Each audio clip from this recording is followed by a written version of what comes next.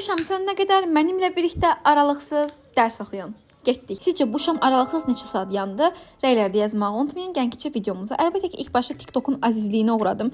Yenə səhv eləyib TikTok'dan çəkiliş elədim və videonun baş hissəsi silindi. Ona görə ortadan davam edirik videoya. Çoğunluqla burayı görürəm ki, bu qız abituriyentmi, niyə bu qədər dərs oxuyur?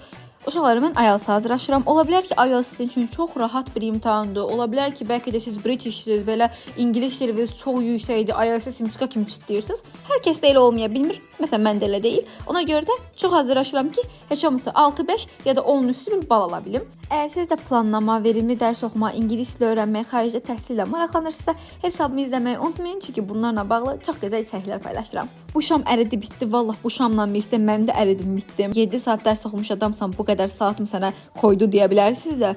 Mən normalda Pomodoro ilə oxuyuram və aralıqsız bu qədər ilk dəfədir ki, çox oxuyurdum. Ümid edirəm video xoşunuza gəlmişdir. Daha çox üçün izləməyi unutmayın. Hələlik.